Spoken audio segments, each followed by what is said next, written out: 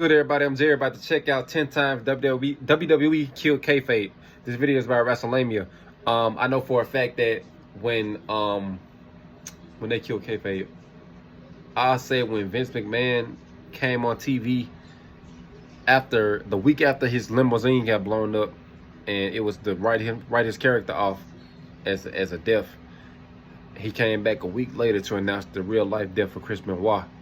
After Chris Benoit was found dead, Chris Benoit, his family, his wife, and his son was found dead in their house. This is before everything kind of came out, and we knew what we know now about Benoit. So I think that's one. I don't know if it's gonna be on this list, but we about to hop into this video and see what WrestleMania has on his list. Let's go. Let me tell you a personal story about Vince McMahon. All right, can we do this whole bully camp? 10 specific WWE moments that killed kayfabe forever. Number 10, the Netflix premiere. Now in the Triple H era of WWE, the game has been keen to push the idea that fans are fully aware that WWE is a scripted product. Insider terms are commonplace on WWE programming, and this has naturally led to a lot of fans taking issue with this. A lot of fans don't want to be made aware that the WWE is scripted every 5 seconds. And this is often compared to watching a movie and the director popping up every couple of scenes to remind the audience that everything happening is fictional. Now some fans say that Triple H took this too far on the Raw and the Netflix premiere. Really? As the opening video package saw Triple H using previously taboo terms such as babyface, heel, work, and shoot.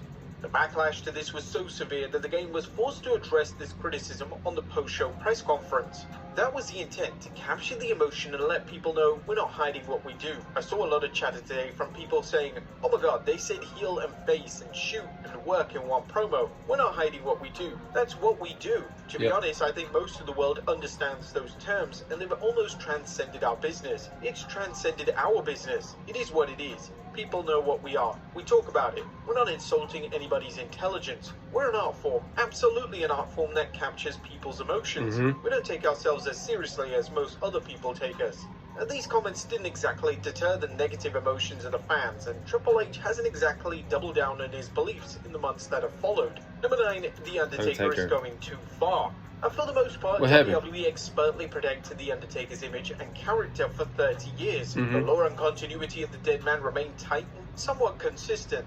That is with the exception of the year 1999, where WWE made some bizarre choices with the dead man's persona. During the infamous storyline which saw The Undertaker's Ministry of Darkness he tried to crucify her. Vince McMahon would plead with The Undertaker, often using his real name. McMahon directly addressed the fact that The Undertaker had gone too far and gone beyond playing a fictional demonic character. The idea behind this was to push the idea that The Undertaker was this evil being that had now stepped beyond the walls of kayfabe, and he was no longer a fictional character. He becomes something real. Fans often compared this to the Nightmare on Elm Street story New Nightmare, which saw Freddy become a real-life figure. It was an interesting approach to take, and while it did upset some, it was a unique angle that could have had a ton of potential if it was executed effectively. Number 8, Welcome to the Attitude Era. In 1997, WWE vastly changed their approach to pro wrestling. They would slowly usher in the Attitude Era, which was a meaner, grittier wrestling product, and this change in direction resulted in one of the most successful periods in their history. To usher in the era, Vince McMahon would address the audience directly and stated that the WWE product was going to be edgier moving forward, and even completely shattered the barriers of kayfabe. In his promo, McMahon would state that the WWE audience is smart enough to know that the product is scripted, and the archaic good guy versus bad guy formula no longer works. We in the WWF think that you, the audience, are quite frankly tired of having your intelligence insulted. We also think that you're tired of the same old simplistic theory of good guys versus bad guys. Surely the era of the superhero who urged you to say your prayers and take your vitamins is definitely passé. Now, this could have massively backfired on WWE, but it was a risk that paid off. This promo would become synonymous with the respective era and is still commonly referenced almost 3 decades later. Number 7, the WrestleMania 40 documentary. Now it's well documented that I ain't gonna lie, that was a good build-up to WrestleMania 40. One of the best build-ups I ever seen. However, due to substantial fan backlash, the plans were then it's the fact that they had to, like he said, pivot, because they didn't have an original plan for WrestleMania 40 main event. They decided to shatter kayfabe entirely by releasing a that was a good documentary too. That exposed the inner workings of the booking of WrestleMania.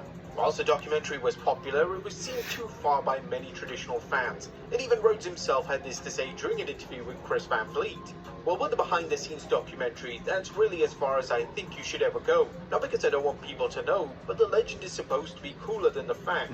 So watching the documentary the other night, I feel like people have all these questions, and there's kind of these different outlooks and takes, and I like that more than someone definitely saying, no, here's actually what happened.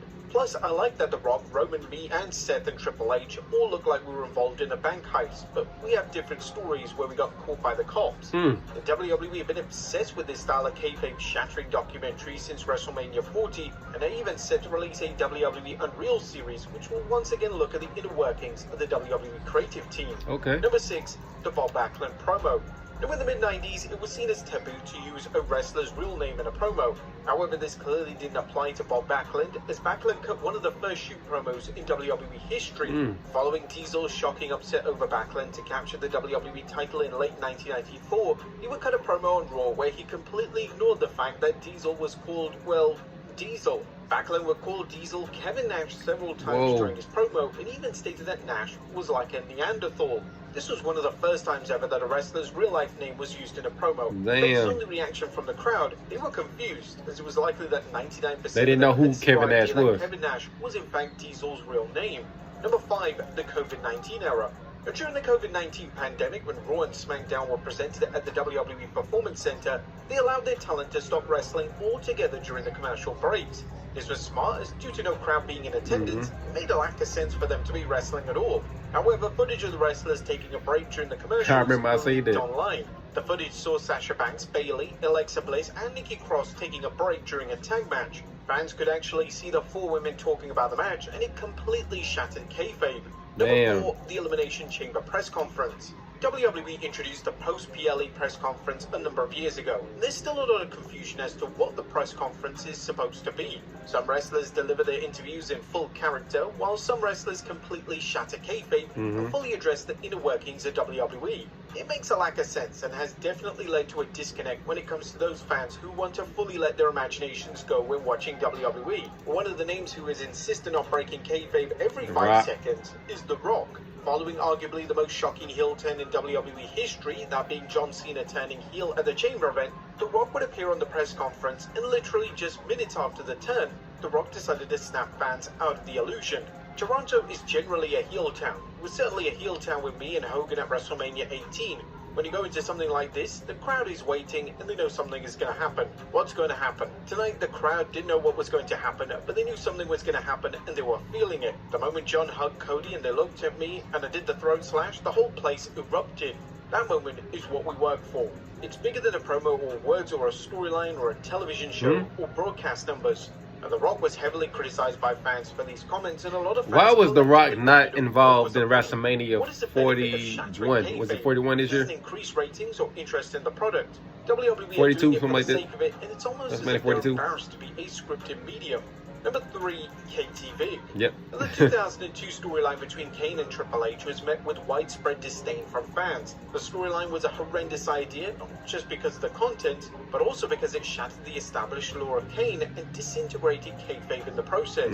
During the feud between the two, the game revealed that he knew a secret about Kane. Triple H would reveal that before Kane was in WWE, he was having a relationship with a woman named Katie Vick. Triple H then claimed that Kane and Vick were involved in a car accident, and after Vick passed away, Kane proceeded to perform an inappropriate act on the woman. Triple H such a confusing storyline. Kane. Were we meant to believe as an audience that Kane had a girlfriend? Kane had the ability to drive? Kane wasn't this traumatized individual that was determined to destroy everything in sight? Or whilst kayfabe was already pretty much dead for a lot of fans at this point, it was disappointing to see the WWE surrender any ounce of lore and integrity to the Kane backstory.